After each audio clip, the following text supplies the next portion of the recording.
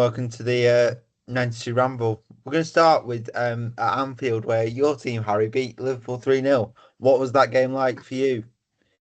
Um, it was unbelievable, to be honest with you. Saying this earlier, that it's probably the best win in terms of like memory since the playoff final in 2022. We just dominated. Yeah, the stats may not say so, but if you watch the game and you watch it back, other than Elliot Anderson saving a shot off the line in I think it was the 8th minute. Other than that, we absolutely dominated the game. Liverpool really poor back to front, struggled to create any chances. Defensively, again, just awful. The centre backs were shocking. Um, Midfield, they didn't play their best midfielder in midfield in Szoboszlai, and they got caught out by that. We caught them on the break, scored a set piece goal, and then the other one was just a really nice bit of football. So yeah, really, really happy with the win over the weekend. It's the Reds' sixth loss in 7 games, and the heaviest defeat at Anfield since in nearly 5 years. And it's their equal worst Premier League home loss ever.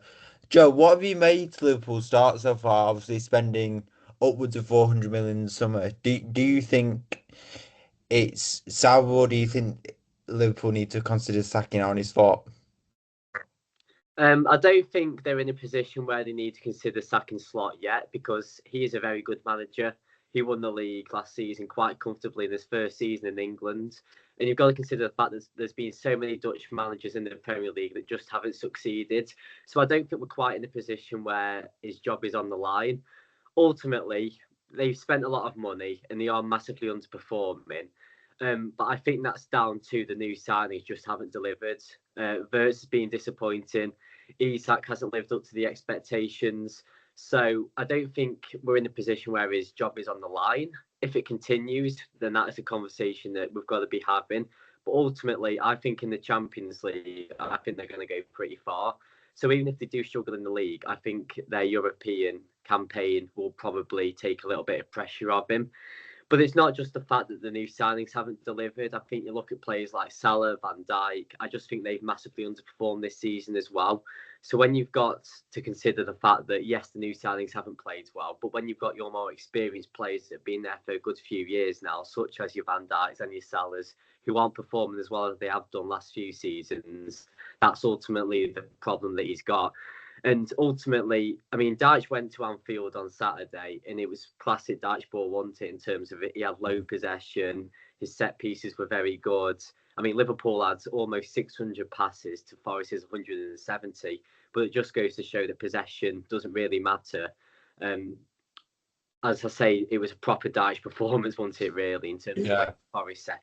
So it'll be interesting to see how the next few weeks go. There's a lot of football coming up, but I don't think we're in a position where his job is on the line just yet. But ultimately, Yeah. things have got to change sooner rather than later.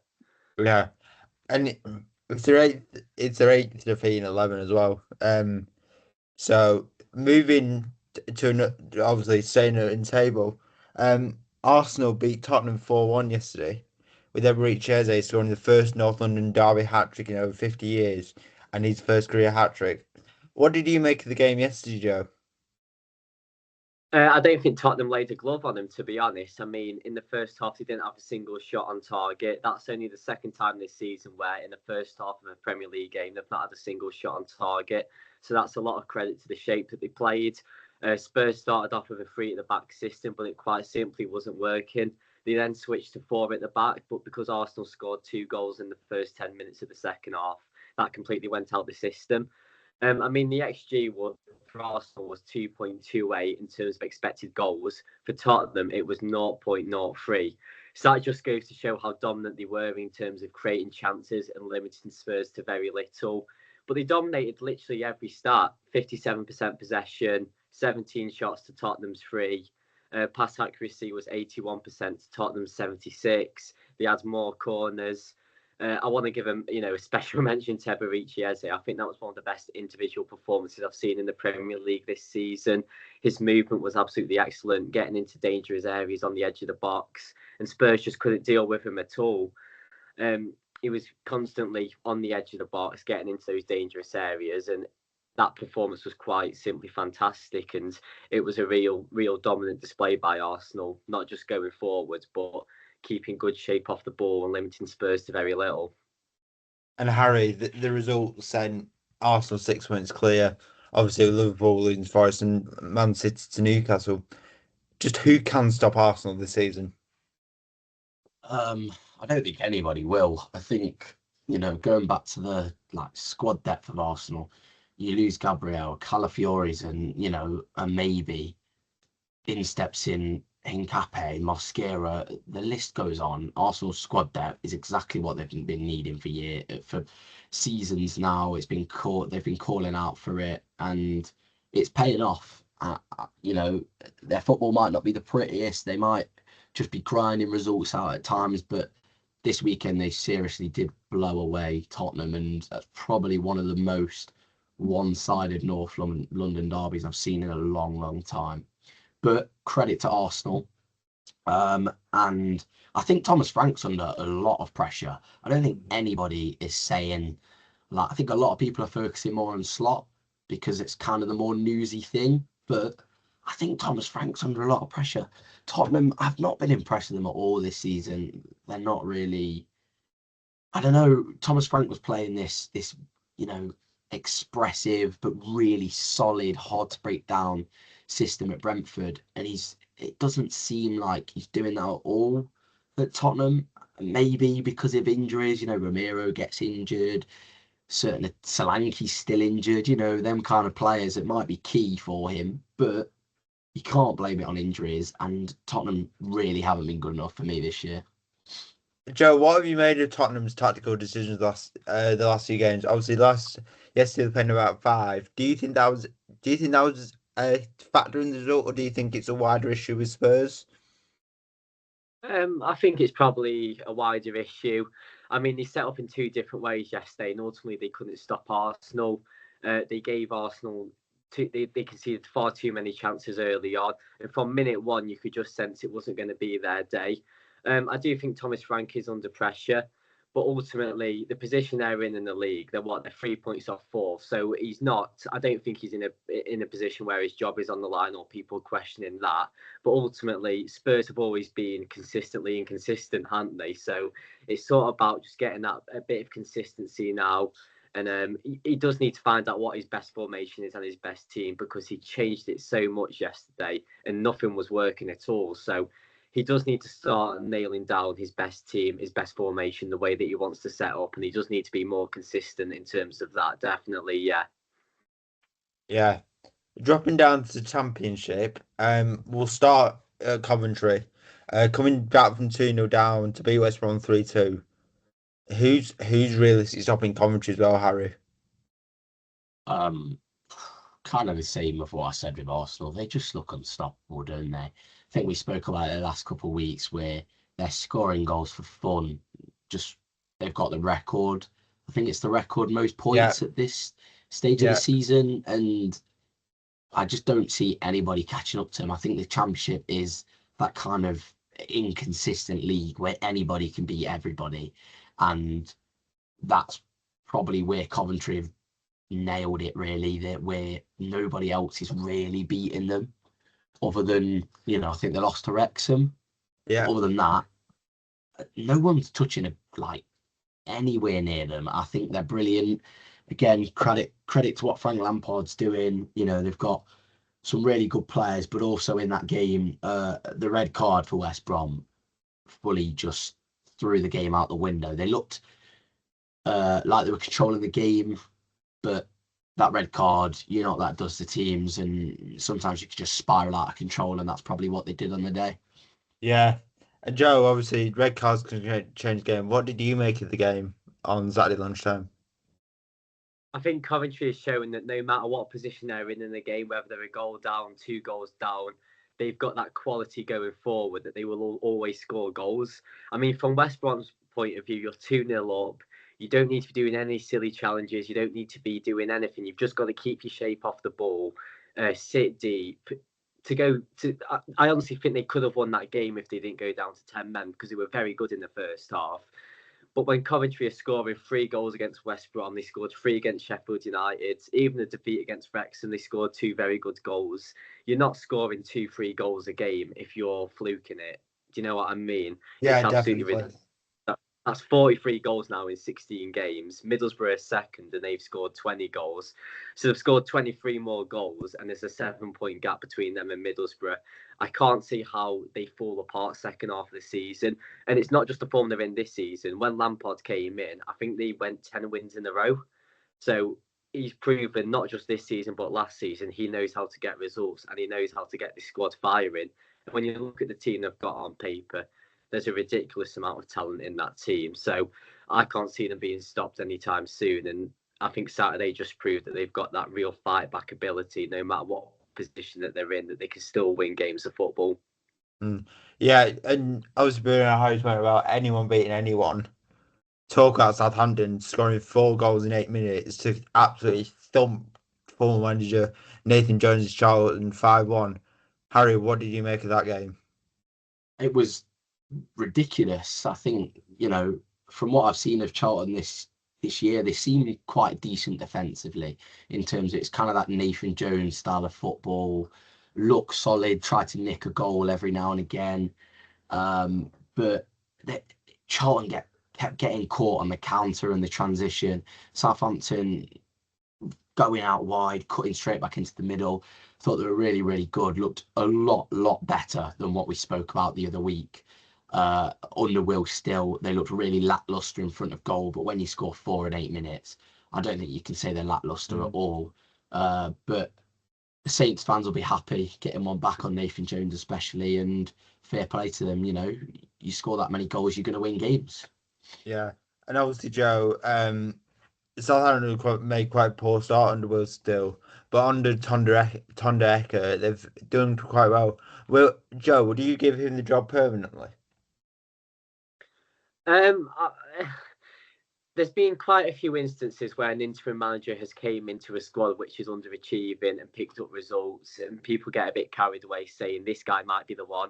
Now he might be because he came from Southampton's academy. He's been around the setup for a few years. He knows the football club inside out, so he might be. But I think people get a little bit too carried away. Ultimately, I mean, last few weeks we had this discussion about whether Will Still was the right man for the job, and we were sort of questioning what's happening off the field, and we were saying, has he underachieved with the squad he has? I think we can come to a conclusion now that he was the wrong man for the job, that the job was just simply too big for him. Do I think their interim manager now should get the job on a permanent basis? It all depends what managers are available. I think he should be given a few more games, and if he can keep it up, it's a conversation that can be had. But I don't think you can get too carried away because ultimately, you look at Southampton's squad on paper, it's a ridiculously good squad. It's a squad that should be competing in around that top 4, in my opinion. So, yeah, we'll wait and see how it goes next few weeks. But I don't think you can get too carried away because ultimately, you give any manager that team, they were always going to do better than the job that Will Still did. Yeah, going towards the bottom of the table, it's obviously the Steel City derby over the weekend. You watched the game, Joe. What did you make of it? It panned out how you would expect it to. I mean, ultimately, Sheffield United were always going to beat Wednesday with the quality that they've got. I think obviously the position they're in now is a false position. It's still sitting in that bottom 3, but performances like that goes to show the quality that they've got. I thought Sheffield Wednesday started off the first 5-10 minutes okay, and then they conceded a poor goal defensively, and it just ended up being a scrappy, typical Steel City derby game where there's a lot of challenging for the ball in midfield. Neither team really got the ball on the floor and played properly. It was a typical scrappy derby. I didn't expect Sheffield United to score 2 more goals, but they scored it in quick fashion. I think Wednesday, they looked good on the break, but they just didn't have enough movement off the ball. They didn't have much pace in their team. And ultimately, the back 3, I mean, with all due respect to Liam Palmer and Max Lowe, they didn't have the quickest of back 3s. So it panned out how I expected it to, but I thought Sheffield United were fantastic. Danny Ings held the ball up really well up top. Midfield, they had a nice blend. So I think that's more to come in the next few weeks for Sheffield United. I mean, that could be the game that really kickstarts them now and gets them flying up that league table. Yeah, And obviously after the game, there were some quite jubilant celebrations. It's understandable for Derby. But do you think, given how poor the start of the season has been, Harry, do you think those celebrations are deserved, or do you think they were too prominent, considering the fact that obviously Sheffield Wednesday are still in administration? I think from a neutral's point of view, it's a little bit over the top. But if you're a Sheffield United fan and you've just beat your local rivals, I'd expect them players to be celebrating as much as I was as a fan and taking the team picture, dragging players forward, keeping it going for, I think they were there for at least 5 or 10 minutes, still just celebrating. But as Joe said, that might be what they need to just kick them at the bum a bit and get them going. But I don't know. Yeah, in terms of neutral, a little bit embarrassing, a little bit over the top. But in terms of how you'd want your players to react after a Derby Day 3-0 win, I'd expect that exact same thing. So I think there's two sides of the story to it, and I understand both sides. Yeah. Obviously this was a. Go on, Joe. I was just about to say, I personally don't have a problem with the celebrations. I think that win was exactly what Sheffield United needed to kick off their season. Ultimately, we go on about there being an atmosphere crisis in the Premier League and how derbies don't mean as much to the fans as it used to. The Manchester derby is an example of that. So we'd be a little bit foolish to sit here and criticise the way that Sheffield United fans decided to celebrate, because ultimately there's an atmosphere crisis in the Premier League, but then in the Championship, we're accusing people of over celebrating. So it's sort of, where do we draw? I personally didn't see anything wrong with the celebrations. He won 3-0 in the derby. The fact that Sheffield Wednesday are in a bad position off the pitch, I mean, what has that got to do with the way that Sheffield United celebrate winning 3-0? I haven't got a problem with it. I mean, the team photo at the end, they're not over celebrating the fact they won the game. Ultimately, as a fan, you want to feel valued. And there's been a few times where Derby done a similar thing. They've took photos after the game with all the players celebrating. And it's not just because of one game, it's because they're trying to build that feel-good factor around the football club.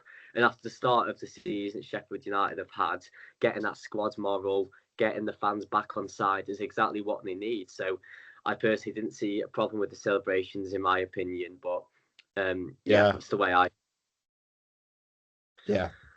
And then finally going to Derby, finally losing after was it 6 games on the bounce or 5? 5 wins in a row. Yeah. 5 games in a row, 3-2 to Watford. What was that game like, Joe? Well, I was sat in the press box for this. It was one of those games where I think Derby learned a harsh lesson that if you switch off in the Championship at any given time, it doesn't matter what the score is, it doesn't matter how comfortable you are, you will get punished. I think when Derby went 2-0 up, they just simply took the foot off the gas. They thought the game was won.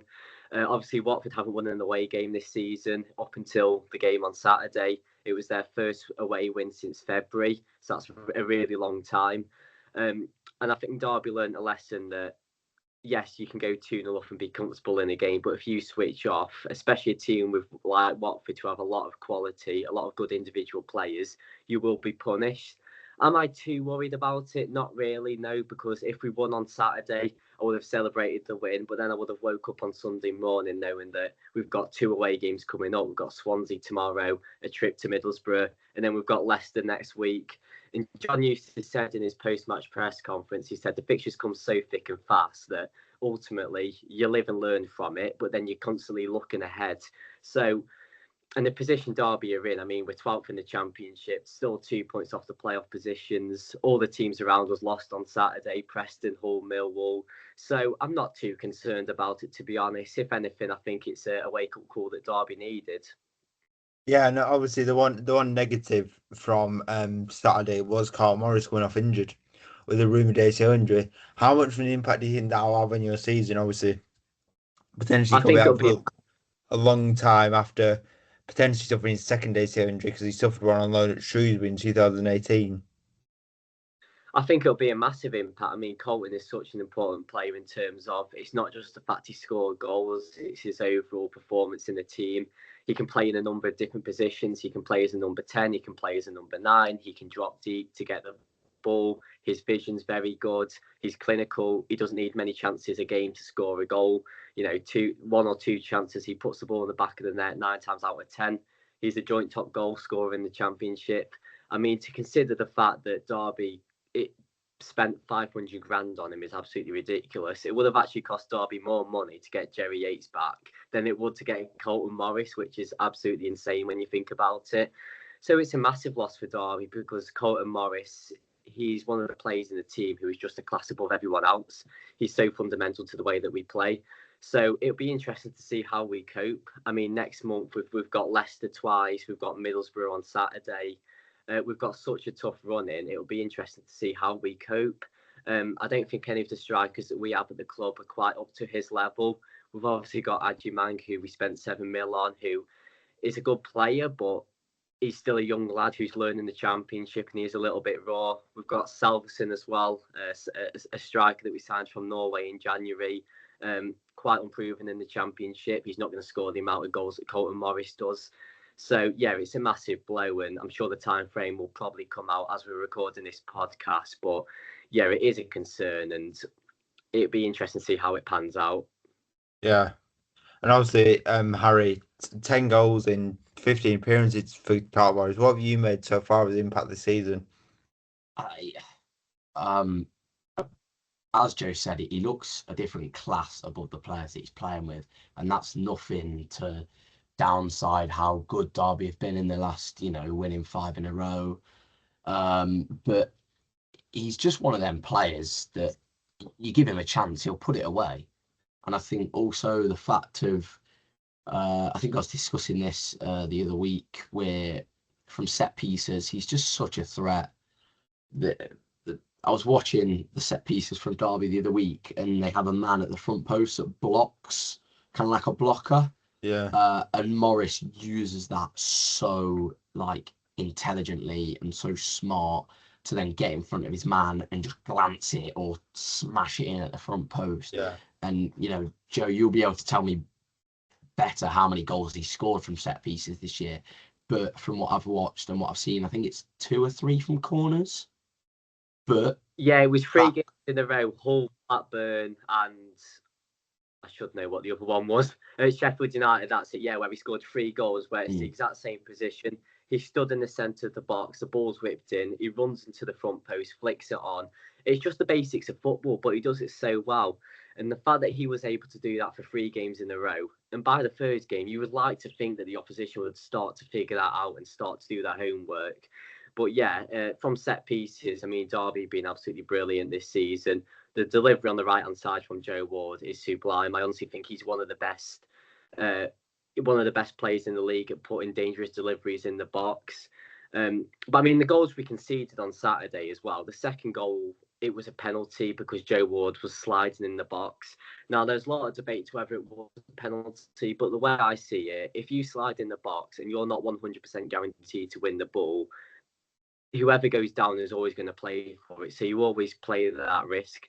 So I think from Derby's point of view, they've just got to look at it as a wake-up call. Yes, we won 5 in a row prior to Saturday, but if you switch off against any teams, you will be punished for it. And as I said before, fixtures come so thick and fast that the message that Eustace said in his post-match press conference was that we go again on Tuesday, and then we go again at Middlesbrough. You don't have time to dwell on it, whether you win or lose. So I'm not too concerned. I mean, if you said to me that after 16 games, Derby would be 2 points off the playoffs, I would have snapped your hand off. So I'm still fairly positive going into quite a busy schedule now. So now we're going to move on to the quiz. 20 questions. The first person to answer gets a point. Best of luck. Firstly, which club did Alan Shearer win the Premier League title with? Blackburn. Harry gets a point. Which What? manager? Pardon? Go on to the next question. Which manager has won the most Premier League titles?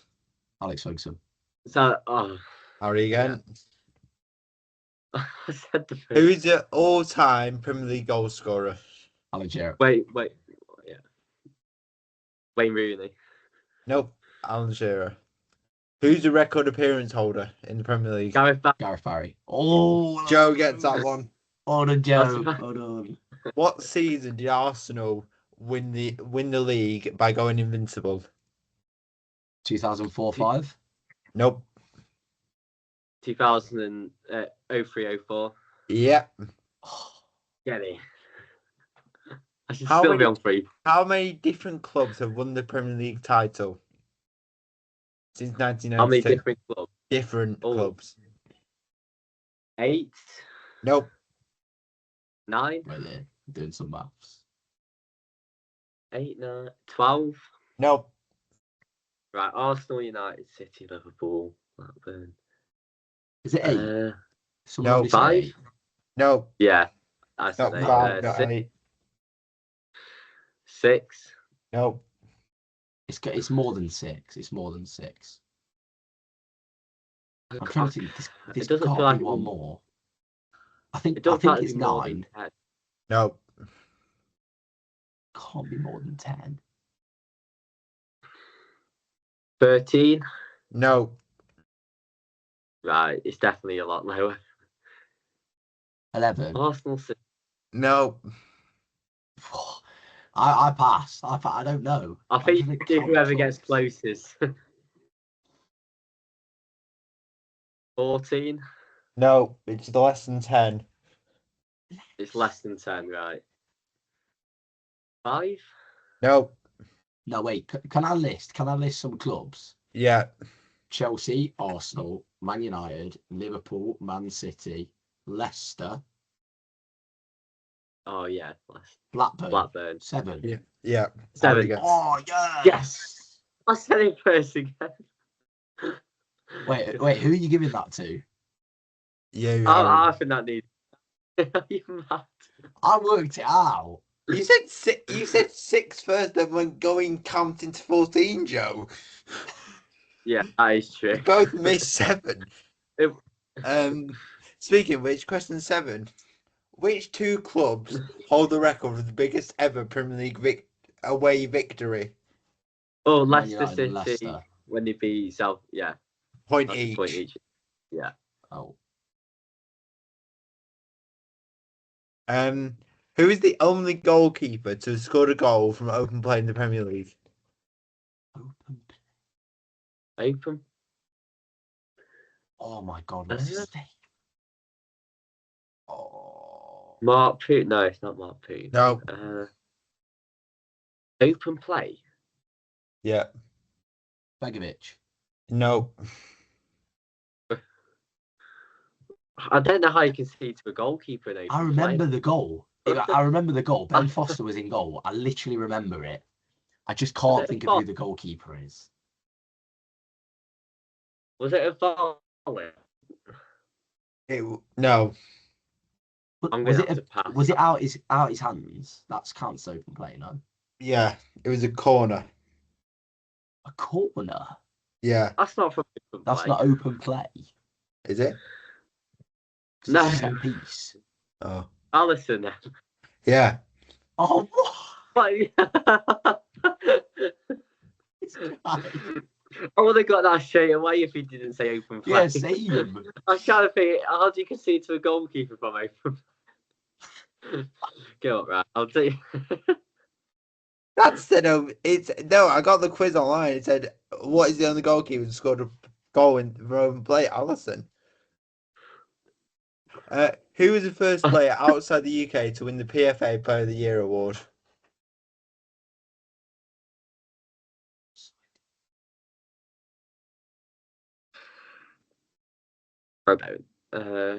It was in 1994, and he's French, I think. Pires. Nope. Oh. He played for Manchester United. Oh, Cantona. Yeah. Oh, should have got that. Should have got that earlier. Which 2 goalkeepers share the record of the most Premier League Golden Glove awards? Better check. Yeah. De Gea. Nope. Not De Gea. Wow.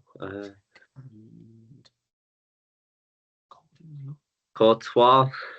Nope. Allison. Nope. Edison. Nope. It's Oh, gonna be someone how's it? older. I thought it was being De Gea. He's Nope. I thought. Is it Seaman? Nope. Golden Boot. Golden Glove. It's gonna be someone so obvious. Yeah, I know, but I feel like I've said the most obvious ones. Yeah, same. Joe Hart. Yeah. But, oh What? wow. Joe Hart. Really? Yeah, with 4. Oh Right. what? Who was the goals? Who scored the first ever Premier League goal in August 1992? Oh my god. Double points if you get this. Yeah, rightly so. Is it?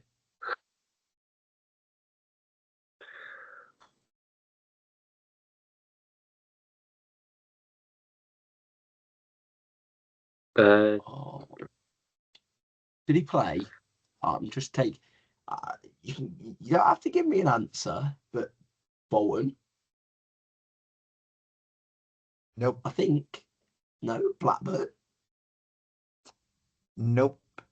Oh, I had an answer from each, but who scored the first Premier League goal? 1992. Oh, was it a Yorkshire club? Trying to think if he was, Yes. oh my! Is it? because Wednesday. Would it been Wednesday? It must It was have been. Leeds. I swear it was Leeds. No, it's Sheffield United. Sheffield United.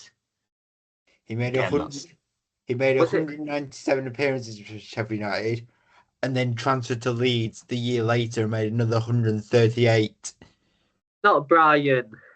I remember my dad mentioning this. Brian, what was his last name? Was it Brian Dean? Yeah. Oh, Joe, what a shout! Fair play. I had no idea. I only know that because I hear stories about him. Question 12 then. How many Premier League teams competed during the inaugural season? Do you want to ignore? What do you mean by that? But Me too. yeah, Harry gets it. All right. Come on. Because I Question remember they reduced 13. it. Which 3 Premier League players shared the 2018-2019 Golden Boot? You get a point for each. Harry Kane. Mohamed. Harry Kane. Joe gets a point. Is Harry Kane wrong? Yep. Is it Aubameyang? Yep. Yeah. And Hello, Aubameyang. oh my gosh, Amane? Yeah. Oh, boom! Hang on, how much is a bonus point? It was a point for each. No, So no, you when I got got one. the. You got one Yeah, for Salah, and then Harry got 2 for Aubameyang and Mane. No, when What I got are the the Sheffield scores? United one right. Oh yeah, that's 2 points. What Yeah, are the right, scores, okay. Thomas? Yeah, what's the score? Harry is on 2, 3, 4, 5, 6, 7, 8. Joe's on 1, 2, 3, 4, 6, 7. So Harry's a point ahead. Come on. Right. 6 questions go. Who was the first non-UK player to reach 100 Premier League goals? Thierry Henry. Nope.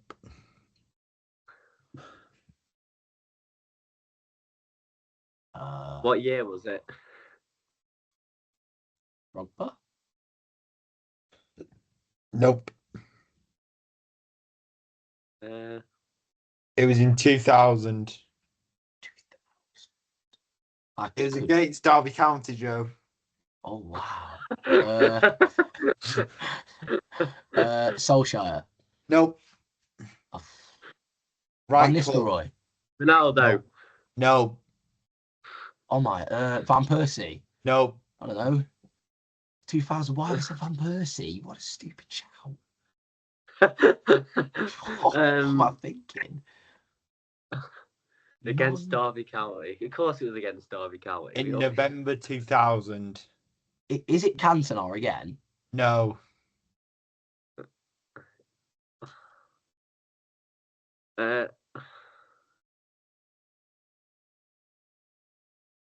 don't know. I have no I'm gonna idea. I feel like I've said everyone that's the. Who was it? Go on. Dwight York. I don't think I would have got that, to be honest. I don't think I would have got that. Which two clubs contested the first match of the Premier League? Was it Liverpool and Nope. Leeds. Everton? Nope. Everton. No. So What? it's Leeds. Nope. First ever United. match. First ever Premier League match. If it wasn't Leeds, surely the game was a 0-0 draw then. The first game, because you said that Leeds were the first team in No, Sheffield 1992. United. Oh, Sheffield United's an answer then. Right. And Sheffield. Blackburn.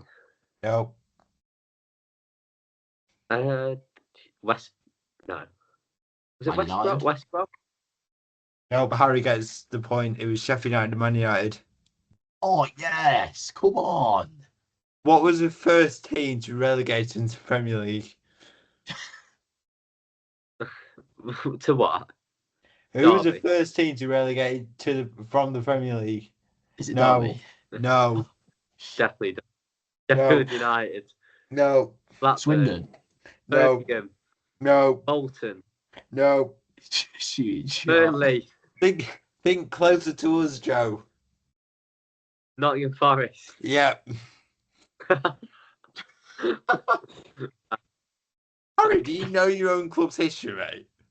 Bro, I'm just shooting. So they tell me you don't know the open play rules, so. To be Good fair, point, actually. blame AI.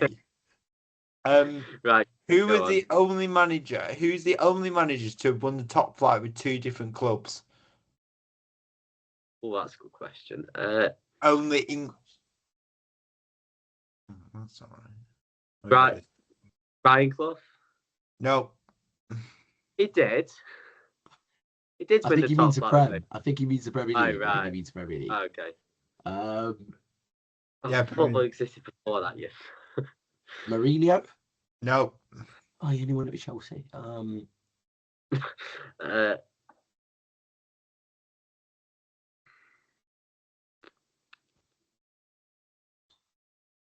Wait, no.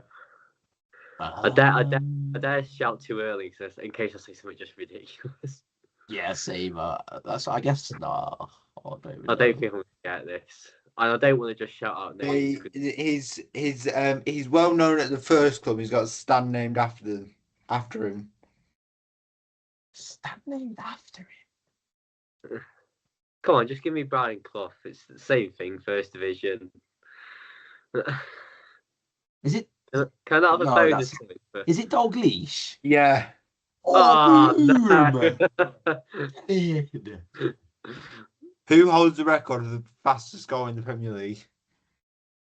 Shane Long. Yeah. Boom!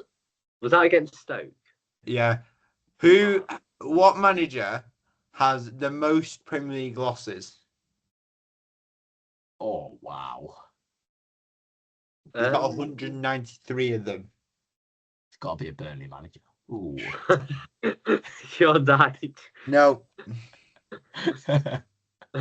Well, you got to think about it realistically. It's someone who's managed obviously for a long Roy time. Hodgson. No. That's a good shot, actually. Allardyce. No. I feel like it'd be like someone like that though. Alan Pardew. Nope. Avi Garcia. Nope. I've named all the Brexit managers I can think of. He definitely might. No, wait. Wait. Oh. Alex Ferguson. Nope. I was thinking he was there for like so long, so maybe. Yeah, it's got to be someone who's been there really long because. Yeah. Jurgen Klopp. No. No. Not That was ridiculous. 190 odd times. Surely not. I actually have Tony Pulis, Nope. Mick McCarthy. Nope. I don't know anymore. He's got a son who played for Liverpool. I don't think it's helped me. Son that played for Liverpool. It's Dan Collymore dad's managing the No. Premier League.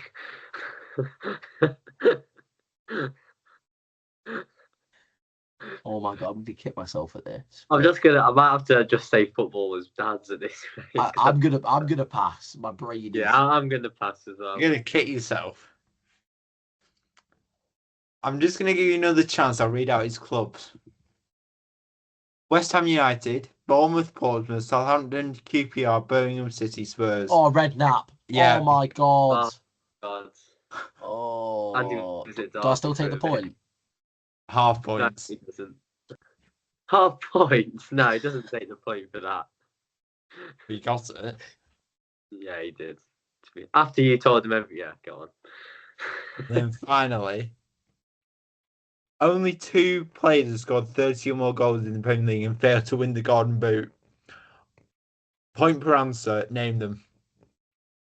A player to win, say again. A player to score over 30 goals and not win the Golden Boot. Mohamed Salah. Nope. Thierry Henry, Nope. Wayne Rooney, Nope. Mane. No, he's Nope. not won the Golden Boot. 90. It was in the 90s. Oh, no. Oh. Right. Oh, what a stupid question, Quizmaster. Before my time 90s. here, Oh. 90s. One of them Is it you'll Chris get, Jones? one of them you probably won't. Pretty I'm just obvious. trying to think. Who would have had Berbatov? Nope. No. It wasn't even 90s. What am I saying? Oh, stupid answer.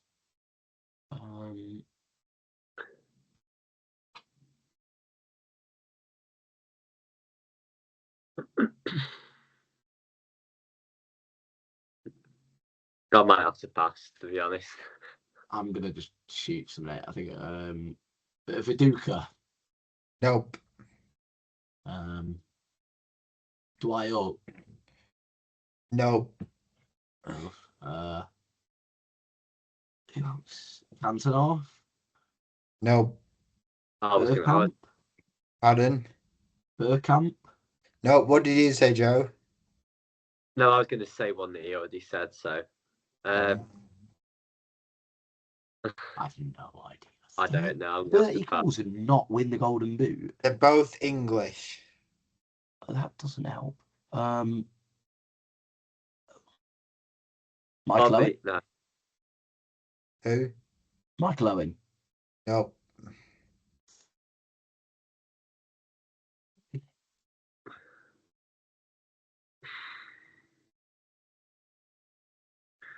I'm not I sure. have no idea. We have to pass. Andy Cole and Alan Shearer. Oh my god.